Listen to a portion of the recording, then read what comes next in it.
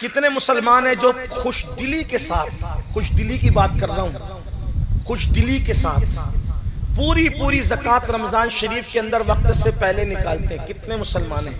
انگلیوں پہ گن لینا، کروڑ پتی لوگ، اربوں پتی لوگ، کوئی نہیں نکالتا، چند ہے انگلیوں پہ جن کو آپ گن سکتے۔ اس کے بعد روزے کتنے لوگ رکھتے ہیں اس کا آپ سروے کرو، نماز کتنے پڑھتے اس کا سروے کرو، پھر عورتوں پر نظر ڈالنے سے کتنوں کی آنکھیں بچی ہوئی ہے۔ میں تو یہ کہتا ہوں کسی کو دیکھنے کی اور سروے کرنے کی ضرورت نہیں، اپنے آپ میں ڈوب کے ہم خود سوچیں کہ ہم کیا کرتے ہیں۔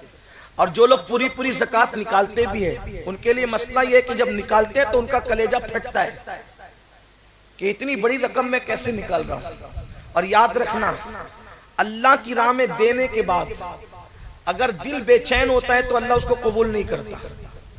اللہ تو اس کو قبول کرتا ہے جو خوش دلی کے ساتھ دیا جاتا ہے۔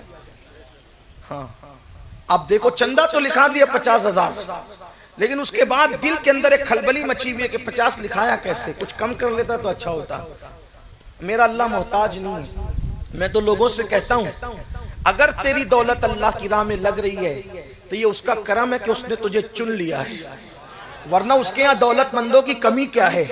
کسی کا مال شراب کے اڈوں پر، جوئے کے اڈوں پر، نشے کے اڈوں پر اور زنا کے اڈوں پر خرچ ہوتا ہے، کسی کا مال پولیس کو رشوت کی شکل میں دیا جاتا ہے، کسی کا مال ڈاکٹروں کی جیب میں جاتا ہے، اور کسی کا مال اللہ کے دست قدرت میں رکھ کر کے اللہ کی راہ میں خرچ ہوتا ہے۔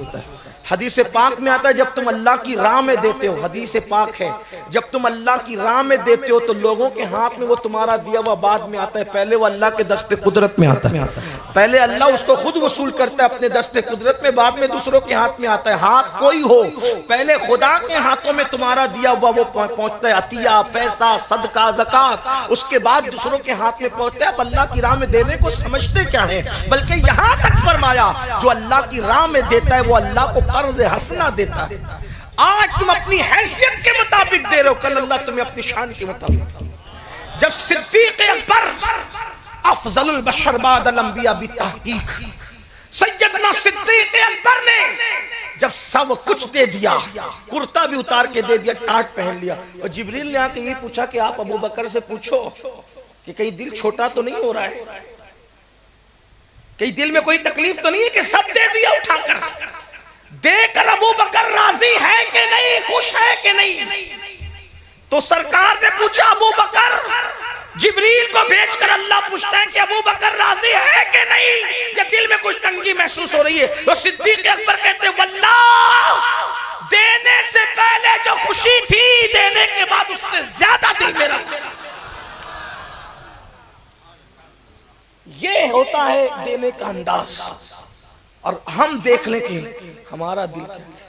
قربانی کے اندر اللہ کے لیے قربانی کتنی ہو رہی ہے؟ جاتے ہیں تو پہلے یہی دیکھتے ہیں کتنے کلو نکلے گا۔ قربانی میں اللہ کے لیے کتنے کلو کا کیا مسئلہ ہے؟ جبکہ قرآن کہہ چکا کہ نہ گوشت پہنچتا ہے نہ خون پہنچتا ہے، تو جب جس گوشت نے پہنچنا ہی نہیں تو میرے کتنے کلو کا سوال کیسے پیدا ہوگا؟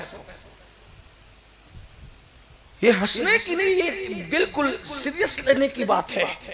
مطلب یہ ہے کہ ہم کہیں نہ کہیں ڈھونگی بنے ہوئے